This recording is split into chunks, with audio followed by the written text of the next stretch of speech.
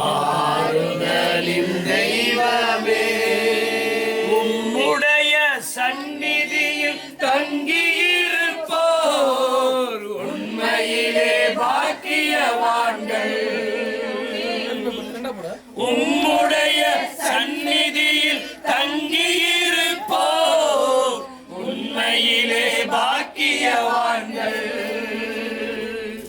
தூய மனதுடன் துதிப்பார்கள், தூய மனதுடன் துதிப்பார்கள், துதித்துக் கொண்டிருப்பார்கள். ஆமென், துதித்துக் கொண்டிருப்பார்கள். ஆறுதலின் தெய்வமே உம்முடைய சிறு சமூகம் எவ்வளவு இன்பமானது. ஆமென், எவ்வளவு இன்பமானது. கண்ணீரின் பாதையில் நடக்கும் போதெல்லாம் களிப்பான நீரூற்றாய் மாற்றிக் கொள்வார்கள். கண்ணீரின் பாதையில் நடக்கும் போதெல்லாம் களிப்பான நீரூற்றாய் மாற்றிக் கொள்வார்கள். வல்லமை மேலே வல்லமை கொண்டு, வல்லமை மேலே வல்லமை கொண்டு சீயோனை காண்பார்கள். ஆமென், சீயோனை காண்பார்கள். வேறிடத்தில் 1000 நாள் வாழ்வதை விட உம்மிடத்தில் ஒரு நாள் மேலானது. வேறிடத்தில் 1000 நாள் வாழ்வதை விட உம்மிடத்தில் ஒரு நாள் மேலானது. ஒவ்வொரு நாளும் உமது இல்லத்தில், ஒவ்வொரு நாளும் உமது இல்லத்தில் வாசலில் காத்திருப்பே. ஆமென், வாசலில் காத்திருப்பே. ஆறுதலின் தெய்வமே உம்முடைய சிறு சமூகம் எவ்வளவு இன்பமானது. ஆமென், எவ்வளவு இன்பமானது. ஆத்துமா தேவனே உம்மையை நோக்கி ஆர்வமுடன் கதறுகின்றது. ஆத்துமா தேவனே உம்மையை நோக்கி ஆர்வமுடன்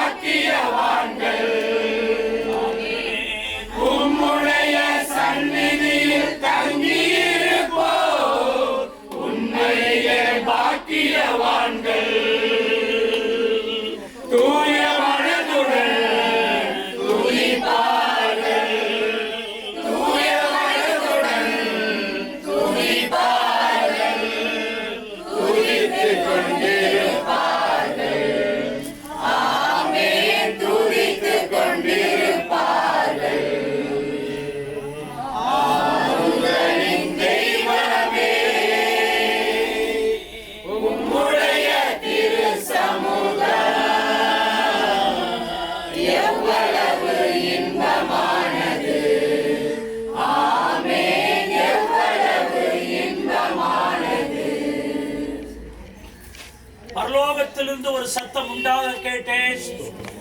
அது கர்த்தருக்குள் மரிக்கிறவர்கள் இது முதல் பாக்கியவான்கள் என்று எழுது. அவர்கள் தங்கள் பிரயாசங்களை விட்டு ஒழிந்து இளைப்பாறுவார்கள். அவருடைய கிரியைகள் அவர்களோடு கூட போகும் என்று ஆண்டவர் சொல்லுகிறார். பரிசுத்தவான்களுடைய மரணம் அவர் பார்வைக்கு அருமையானது என்று வேதம் சொல்லுகிறது. கிறிஸ்து எனக்கு ஜீவன், சாவு எனக்கு ஆதாயம் என்று வசனம் சொல்லுகிறது. மரணத்தை பற்றி உலகம் என்ன நினைக்கிறது? மரணம் துக்ககரமானது. மரணம் நம்மை விட்டு நமக்கு அன்புக்குரியவர்களை பிரித்து விடுகிறது. மரணம் பயத்துக்கு ஏதுவானது. ஐயோ செத்துட்டாங்களா, நல்லா இருந்தாங்களே அப்படின்னு மரணத்தை குறித்து யாரும் சந்தோஷமாய் சொல்வதில்லை. அங்க ஒரு மாடு செத்து கிடக்கிறது என்று சொன்னாலும் மனிதர்கள் 2 நாள் அந்த பக்கம் போக பயப்படுவாங்க. ஒரு ஆள் செத்து கிடந்தா அந்த இடத்துக்கு 2 பேர் போறதுக்கு பயப்படுவாங்க. மரணம் அவ்வளவு பயத்துக்குரியது. ஆனால் கர்த்தருடைய வேதம் சொல்லுகிறது, கிறிஸ்துவுக்குள் ஒருவன் மரிப்பானால் அந்த மரணம் பாக்கியமானது என்று வசனம் சொல்லுகிறது. மரணம் பாக்கியமானது. ஏனென்றால் கிறிஸ்துவுக்குள் வாழ்ந்து கிறிஸ்துவுக்குள் மரித்தவர்கள் பரலோகத்திற்கு போகிறார்கள். பரலோகத்துக்கு போகிறதுனாலே, அந்த மரணத்தின் வழியாய் பரலோகத்துக்கு போற வாய்ப்பு இருக்கிறதுனாலே அந்த மரணம் துக்கம் அல்ல, வேதனை அல்ல, அது ஒரு பாக்கியமானது. வேதம் சொல்லுகிறது பரிசுத்தவான்களின் மரணம் அப்படின்னா என்ன அர்த்தம்? பாவிகளும் மரிக்கிறாங்க, பாவம் செய்யறவனும் மரிக்கிறான். ஆனா அந்த மரணம் அல்ல, பரிசுத்தவான்களின் மரணம் அவர் பார்வைக்கு அருமையா இருக்கிறது. யாராவது ஒரு மரணத்தை போய் அருமையா இருக்குது, இவங்க ரொம்ப அருமையா அப்படின்னு யாராவது மரணத்தை போய் அருமைன்னு சொல்லுவாங்களா? ஆனால் பரிசுத்தமாய் வாழ்ந்து ஒருவன் மரிப்பானால் அந்த மரணத்தை இயேசு அருமையாய் பார்க்கிறார். இந்த தவமரி அம்மாவை ஆண்டவர் ரட்சித்து சபையில சேர்த்து ஞானஸ்நானம் எடுத்து கர்த்தருடைய பந்தியில பங்கெடுத்து சோத்திரிக்கிறோம். அவர்கள் கடைசியாய் சோத்ரா அவர்கள் ஜீவனை விடுகிற கடைசி காலகட்டங்களிலே அதிகமாய் ஆண்டவருடைய பெயரை சொல்லி என்ன டிஸ்டர்ப் பண்ணாதீங்க, கொஞ்சம் தள்ளி இருங்க அப்படின்னு சொல்லி மகள் பக்கத்துல வந்தா கூட தள்ளிட்டு சோதர தங்களுடைய பாவ அறிக்கைக்கான காரியங்கள் எல்லாம் சொல்லி மரிக்கும் பொழுது பிதாவே என்று ஆண்டவருடைய பெயரை சொல்லி கொஞ்ச நேரத்தில் அவருடைய ஜீவன் பிரிந்ததாக சொல்றாங்க. ஆகவே அருமையான தேவனுடைய பிள்ளைகளே, பரிசுத்தவான்களுடைய மரணம் அவருடைய பார்வைக்கு அருமையா இருக்கிறது. ஒருவேளை இந்த அம்மாவுடைய மரணத்தை நம்ம குறித்து வேதனையா பண்ணலாம். ஐயோ அம்மா போயிட்டாங்க, அத்தை போயிட்டாங்க, என்னுடைய சொந்தக்காரங்க போயிட்டாங்க. ஆனா ஆண்டவர் இந்த மரணத்தை அருமையாய் பார்க்கிறார். அவருடைய சமூகத்தில் போறது அருமையானதா இருக்கிறது. ஆகவே உங்களுடைய என்னுடைய மரணம் அருமையா இருக்க வேண்டுமானால் பரிசுத்த தெய்வத்தை உள்ளத்துல ஏற்றுக்கொண்டு பரிசுத்தமாய் வாழ்ந்து நாம் முடிப்போமானால் நம்முடைய மரணமும் அவர் பார்வைக்கு அருமையானதாய். அல்லேலூயா. ஒரு மனிதன் சொன்னான், நான் நீதிமானை போல மரிப்பேனாக என்று சொன்னான். அருமையான தேவனுடைய பிள்ளைகளே, வேதம் சொல்லுகிறது கிறிஸ்து எனக்கு ஜீவனாய் இருந்தால் சாவு எனக்கு லாபமே என்று சொல்லுகிறார். அருமையான மரணத்தை போய் யாராவது லாபம்னு சொல்லுவாங்களா? ஆனா இயேசு கிறிஸ்துவினுடைய பிள்ளைகளுக்கு மரணமும் லாபகரம் தான். உலகத்துல சொல்லுவாங்க, ஏன இருந்தால் 1000 பொண்ணு செத்தால் 1000 பொண்ணு. அது உண்மையா பொய்யான்னு தெரியல. ஆனா ஆண்டவரை ஏற்றுக்கொண்டு வாழ்றவங்களுக்கு பூமியில இருந்தாலும் லாபம் தான், பரலோகத்துக்கு போனாலும் லாபம் தான். சொல்லிக்கிறோம், இங்க இருந்து அவருக்கு ஊழியம் செய்யலாம், பாட்டு பாடலாம், அவருக்கு பிரியமா வாழலாம். ஆனால் பரலோகம் போனா அந்த தெய்வத்தை பாருங்கள். அல்லேலூயா. இந்த நாள்ல இந்த தவமரி அம்மா எந்த ஆண்டவரை ஏற்றுக்கொண்டாங்களோ, எந்த ஆண்டவரை ஆராதிச்சாங்களோ, எந்த ஆண்டவரை குறித்து ஸ்தோத்திரம் சொன்னாங்களோ, எந்த ஆண்டவரை குறித்து அவர்கள் எண்ணினார்களோ அந்த இடத்திற்கு கர்த்தர் அவர்களை கொண்டு போயிருக்கிறார். ஒரு பெரிய ஒரு நம்பிக்கைக்கு நேராக அவர்கள் போயிருக்கிறார். ஒரு நாள் கர்த்தர் ஆரவாரத்தோடும் பிரதான தூதனுடைய சத்தத்தோடு வரும் பொழுது இந்த அம்மாவை ஆண்டவர் கொண்டு வருவார். இதை சுற்றிலும் வேடிக்கை பார்த்து கொண்டிருக்கிற சகோதரனே சகோதரியே, இயேசு கிறிஸ்துவை உங்க சொந்த ரட்சகராக ஏற்றுக்கொண்டிருக்கிறீங்களா? உங்களுக்காய் ரத்தம் சிந்தின, உங்களுக்காய் கல்வாரியில் உங்களுடைய எல்லா பாவங்களுக்காக கைகளிலும் கால்களிலும் ஆணிகள் கடாவப்பட்ட அந்த இயேசுவை உங்களுடைய உள்ளத்தில் சொந்த ரட்சகராக ஏற்றுக்கொண்டிருக்கிறீங்களா? அந்த இயேசு கிறிஸ்துவை சொந்த ரட்சகராக ஏற்றுக்கொண்டு அவருடைய பிள்ளையாய் உண்மையாய் ஒருவன் வாழ்ந்து முடிப்பானால் அவன் மரணத்துக்கு பின்பும் கர்த்தரோடு கூட இருப்பான். அருமையான தேவனுடைய பிள்ளை பவுல் சொல்லுகிறார், புசிப்போம் குடிப்போம் நாளைக்கு சாவோம் என்று சொல்லலாமே.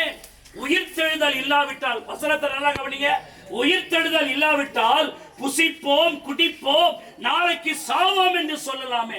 செத்த பிறகு நம்முடைய கதை அதோட முடிகிறதா? சோத்திரிக்கிறான். அவன்டா செத்த பிறகு யாரா எங்கடா போறான், ஒரு வாழ்க்கையை வாழ்ந்துட்டு போயிடுவோன்னு சொல்லி இஷ்டமா ஒரு வாழ்க்கையை வாழ. இதை நான் பிரசங்கம் பண்றேனே, இந்த பிரசங்கத்தை நான் ஏங்க தொண்டை வலிக்க நாங்க பேசணும், நாங்க இவ்வளவு சத்தமா பேசணும்?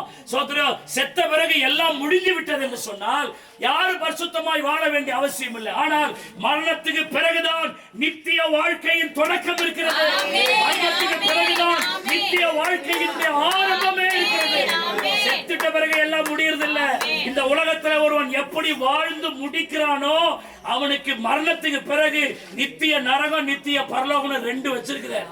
யார் ஆண்டவராகிய இயேசு கிறிஸ்துவை, ஒன்றான மெய் தேவனாகிய இயேசு கிறிஸ்துவை சொந்த இரட்சகராய் ஏற்றுக்கொண்டு அந்த தேவ பிள்ளையாய் வாழ்ந்து மரிக்கிறார்களோ அவர்கள் கட்டாயம் அந்த பரலோக ராஜ்யத்துக்குள்ளே நுழைகிறார்கள். ஆகவே தான் வசனம் சொல்லுகிறது, ஆண்டவர் சொன்னார், நானே வழியும் சத்தியமும் ஜீவனுமாய் இருக்கிறேன், என்னை அல்லாமல் ஒருவனும் பிதாவிடத்தில் வர. நிறைய பேருக்கு வாலிபர்கள் கொஞ்சம் கொழுப்பு, கொஞ்சம் திமிரு, கொஞ்சம் அகந்த.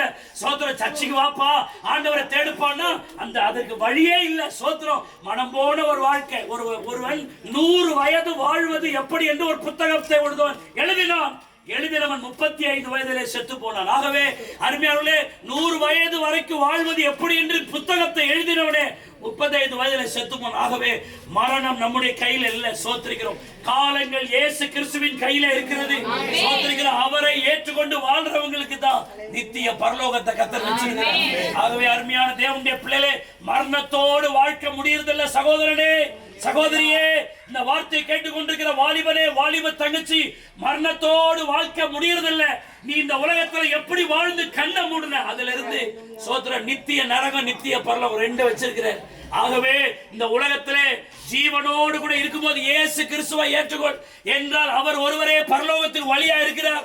அவரை இல்லாமல் பரலோகத்துக்கு யாரும் வர முடியாது. சோத்திரம். நான் திரும்பவும் சொல்றேன், ஒரு ஆளு பாருங்க, செத்த பிறகு அவருக்கு நீ பாட்டு பூசை வச்சாலும் சரிதான், சாதா பூசை வச்சாலும் சரிதான், சாமியார் வந்தாலும் சரிதான், எங்களை போல பிரசவம் பண்ற எந்த பாஸ்டர் வந்தாலும் சரிதான். சோத்திரிக்கிறோம். உலக பிரகாரமாய் வாழ்ந்து இயேசுவை ஏற்றுக்கொள்ளாம ஒருத்தர் மரிப்பானால் அவன் பரலோகம் போவே முடியாது. சோத்திரம்.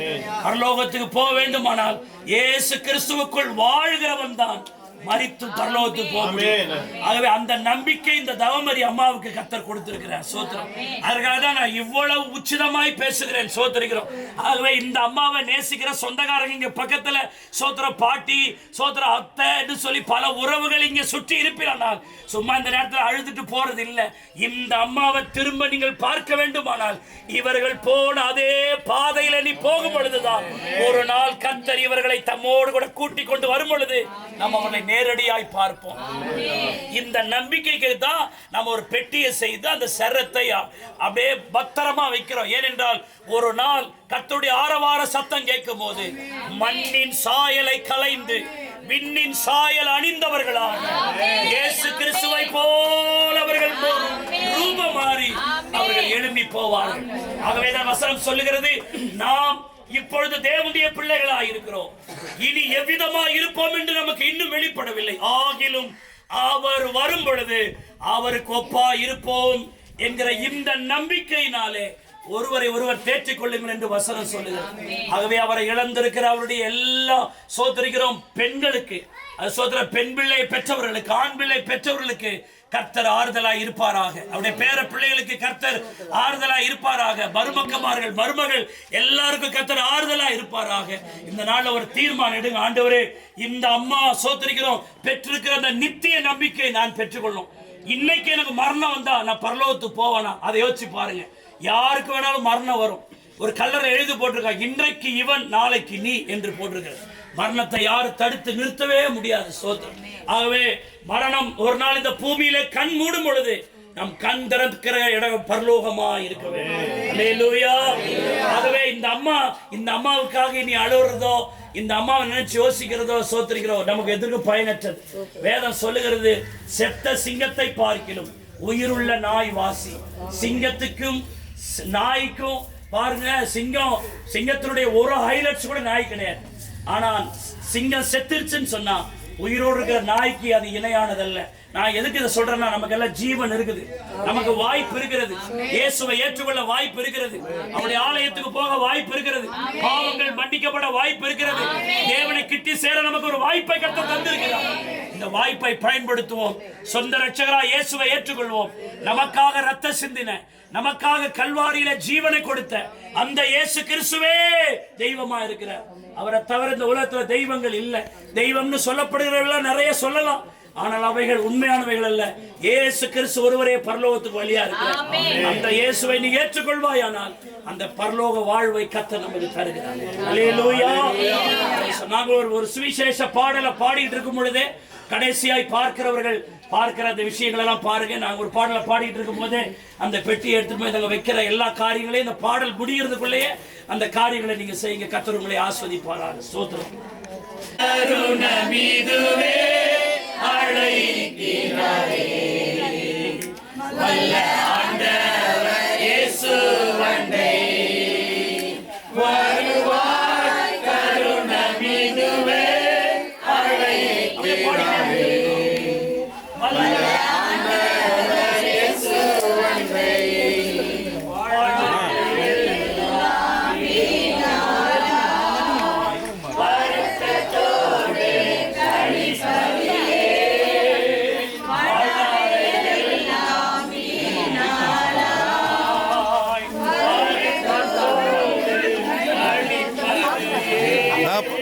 பார்க்க வந்துடும்.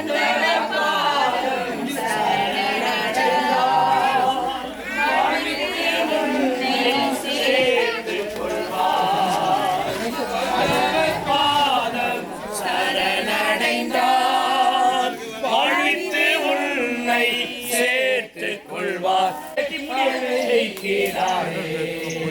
வல்ல இயேசு வந்தை கட்டிட வேண்டும்.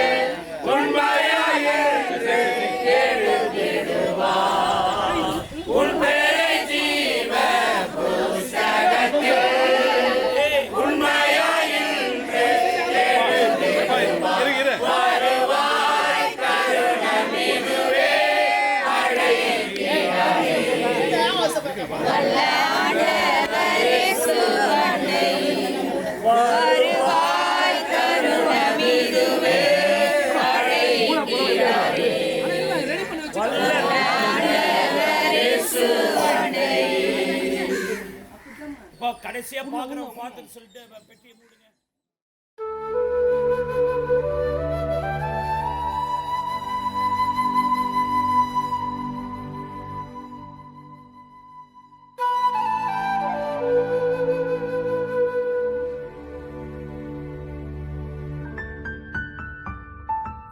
ஒரு தாய் தேற்றுவது போல் என் நேசர் தேற்றுவார். ஒரு தாய் தேற்றுவது போல் என் நேசர் தேற்றுவார்.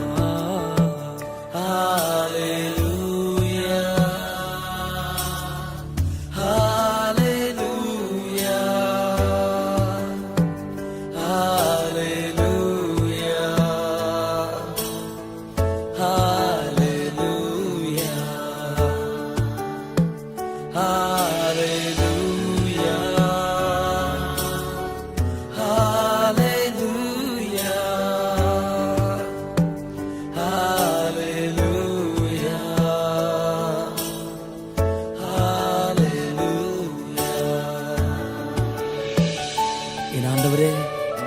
இந்த உலகத்திலே தாய் தேற்றுவது போல, ஒரு தந்தை தேற்றுவது போல உம்மாலே மட்டும்தான் ஆண்டவரே எங்களை நேசிக்க முடியும். உம்முடைய அன்பு இல்லாம போனா நாங்கள் எங்கே செல்வோம் அப்பா? எங்களை அணைக்கிற தெய்வம், எங்களை காப்பாற்றுகிற தெய்வம், எங்களுக்காக கல்வாரி சிலுவையிலே தன் ஜீவனை கொடுத்த தெய்வம் நீர்தானப்பா. உம்மை போல யாரும் உண்டப்பா? மார்போடு அணைப்பாரே,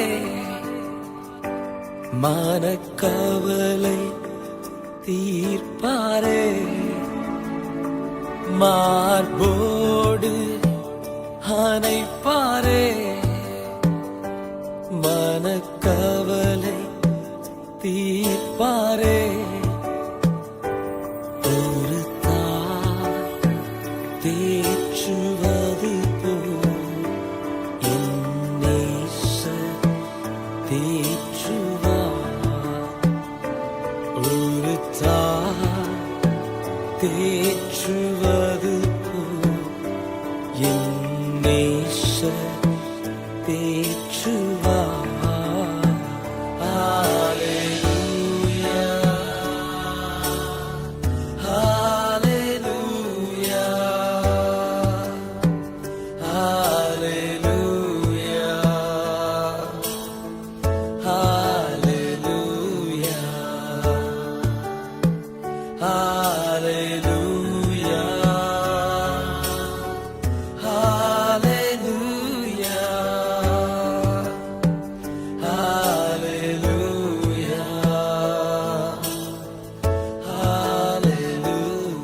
உங்களுக்கு அறிவிக்கிறேன், அழிவில்லாதவர்களாய் எழுந்திருப்பார்கள் என்ற வார்த்தை நிறைவேறும்.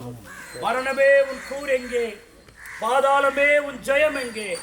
நம்முடைய கர்த்தராகிய இயேசு கிறிஸ்துவினாலே நமக்கு ஜெயம் கொடுக்கிற தேவனுக்கு ஸ்தோத்திரம் உண்டாவதாக. இந்த சோத்திரிக்கிற அருந்தவமரி அம்மாவை ஆண்டவர் இந்த மண்ணிலே உண்டாக்கி சிருஷ்டித்து ஜீவ சுவாசத்தை ஊதி ஜீவ ஆத்மாவா இந்த பூமியிலே வாழும்படி உதவி செய்தார். வேதம் சொல்லுகிறது, மண்ணிலிருந்து எடுக்கப்பட்டாய், நீ மண்ணுக்கே திரும்புவாய் என்ற வார்த்தையின்படி இந்த அருமையான தாயாரை நித்திய நம்பிக்கைக்கு ஏதுவாக சோத்திரிக்கிற நாம் விதைக்கும்படியாக நாம் வந்திருக்கிறோம். இந்த நாட்களிலே இந்த சரத்தை பிதா குமாரன் பரிசுத்தாவியின் நாமத்தினாலே இந்த சரத்தை மண்ணுக்கு மண்ணாகவும் சாம்பலுக்கு சாம்பலாகவும் தூசிக்கு தூசியாகவும் ஒப்பு கொடுக்கிறேன். எல்லாரும் சேர்ந்து சொல்லுவோம், என் ஆத்துமாவே என் முழு உள்ளமே செய்த சகல உபகாரங்களை மறவாதே, அவரின் அக்கிரமங்களை எல்லாம் மன்னித்து நோய்களை எல்லாம் குணமாக்கி என் பிராணனை அழிவு விலைக்கு மீட்டு முடிசூட்டி திருப்தியாக்கி சமானமாய் திரும்ப என் வயதை 4 வயது போல் ஆக்கு. நம்முடைய கர்த்தராகிய இயேசு கிறிஸ்துவின் கிருபை, பிதாவாகிய தேவனுடைய அன்பு, பரிசுத்த ஆவியானவருடைய அன்யோன்ய ஐக்கிய சிநேக வழிநடத்தல் பாதுகாப்பு பராமரிப்பு நம் அனைவரோடும் இந்த தாயாரை இழந்திருக்கிற அந்த குடும்பத்திற்கும் சகல விதமான ஆறுதலின் தேவன் ஆறுதலை தந்து கர்த்தர் நடத்துவாராக. அல்லேலூயா, அல்லேலூயா, அல்லேலூயா. இந்த மண்ணை போடுங்க. Praise the Lord.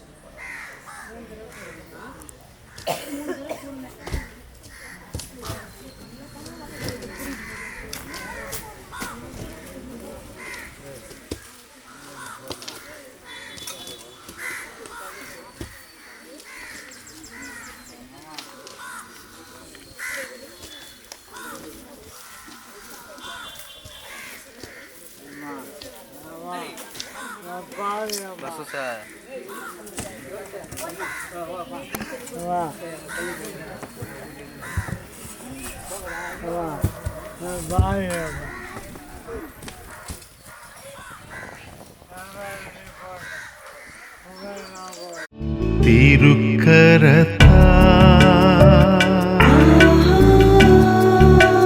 தாங்கி என்னை திரு சித்தம் போல் நடத்திடுமே.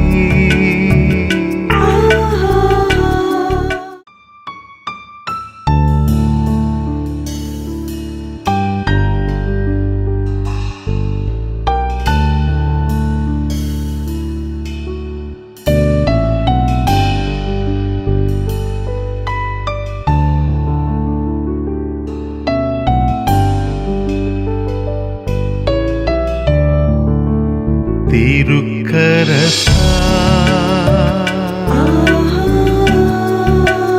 தாங்கி என்னை திருசித்தம் போல் நடத்திடுமே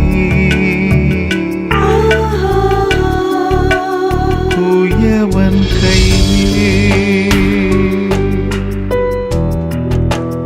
களிமண்ணா அனுதினம் நீர் வனைந்திடுமே குயவன் கையில் களிமண்ணா அனுதினம் நீ மலைகள் குன்றுகள் விலகினாலும் மாறாது உம் கிருபை. மலைகள் குன்றுகள் விலகினாலும் மாறாது உம் கிருபை. அநாதி ஸ்நேகத்தால் இழுத்துக் கொண்டீர், அணைத்து சேர்த்துக் கொண்டீர். என்னை அநாதி ஸ்நேகத்தால் இழுத்துக் கொண்டீர், அணைத்து சேர்த்துக் கொண்டீர். இரத்த கோட்டைக்குள்ளே நான் நுழைந்து விட்டேன், இனி எதுவும் அணுகாது. எந்த தீங்கும் தீண்டாது. தாய் தன் பிள்ளையை மறந்தாலும் மறவாத என் நேசரே. தாய் தன் பிள்ளையை மறந்தாலும் மறவாத என் நேசரே. ஆயனைப் போல நடத்துவீரே, அபிஷேகம் செய்கின்றீர். என்னை ஆயனைப் போல நடத்துவீரே, அபிஷேகம் செய்கின்றீர். இரத்த கோட்டைக்குள்ளே நான் நுழைந்து விட்டேன், இனி எதுவும் அணுகாது. எந்த தீங்கும் தீண்டாது. இரத்த கோட்டைக்குள்ளே நான் நுழைந்து விட்டேன், இனி எதுவும் அணுகாது. எந்த தீங்கும் தீண்டாது. இமைப்பொழுது உன்னை கைவிட்டேன், உருக்கமான இரக்கங்களால் உன்னை திரும்பவும் சேர்த்துக் கொண்டேன். மலைகள் விலகி போகும், பர்வதங்கள் நிலை பெயர்ந்து போகும். என் கிருபை உன்னை விட்டு விலகாமலும் என் சமாதானத்தின் உடன்படிக்கை உன்னை விட்டு நிலை பெறாமலும் இருக்கும் என்று உன்மேல் மனது உருகுகிற கர்த்தர் சொல்லுகிறார். நீ நீதியினால் சிறப்பற்றிருப்பாய், கொடுமைக்கு தூரமாவாய். திகில் உன்னை அணுகுவது இல்லை. உனக்கு விரோதமாய் உருவாக்கப்படுகிற எந்த ஆயுதமும் வாய்க்காதே போகும். இந்த நாளிலே ஆண்டவரே, தவமரி அம்மாவுக்காக நாங்கள் ஜெபிக்கிறோம்.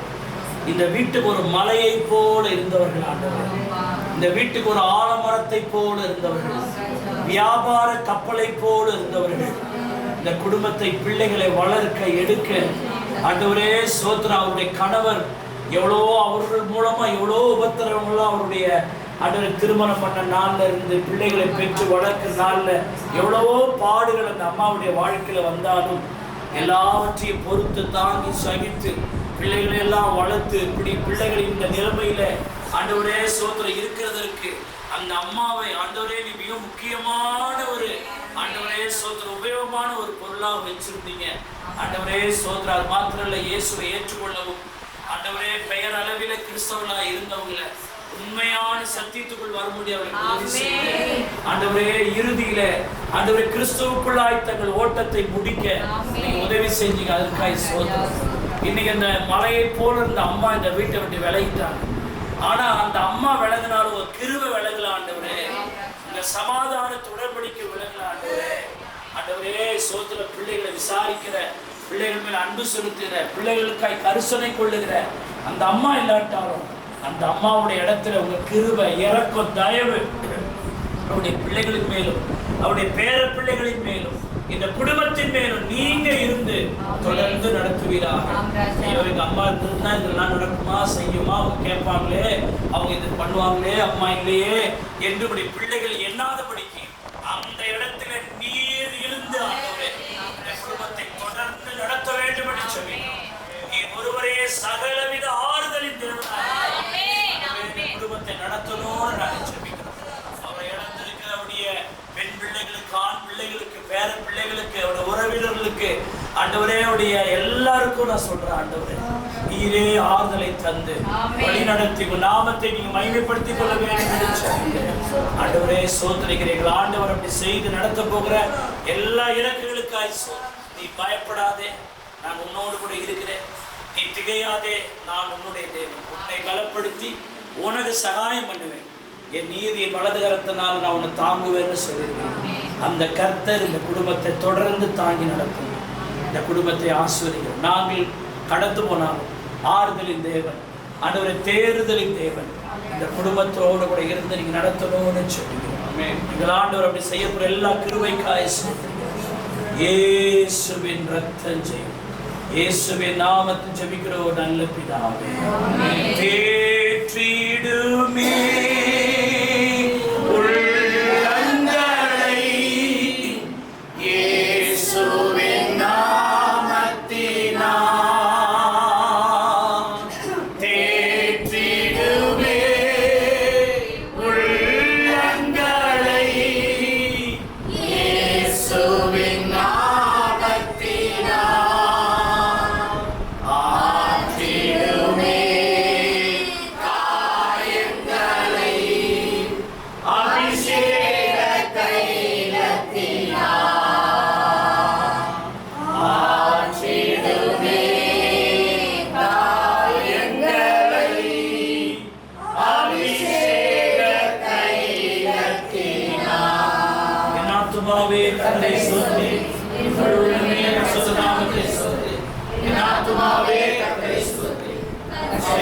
சகல உபகாரங்களையும் அவரின் அக்கிரமங்களெல்லாம் மன்னித்து என் நோய்களெல்லாம் குணமாக்கி என் பிராணனை அழிவித்து விலக்கி மீட்டு கிருபையினால் இரக்கத்தினால் சுற்றி நன்மையினால் வாயை திருப்தியாக்கி கழுது சமானமாய் திரும்ப என் வயதை வாழ்வழி போல் நம்முடைய கர்த்தராகிய இயேசுவின் கிருபை, பிதாவாகிய தேவனுடைய பரிசுத்த ஆவியானவருடைய அந்நிய மயக்க சிநேக வேண்டத்தில் பாதுகாப்பு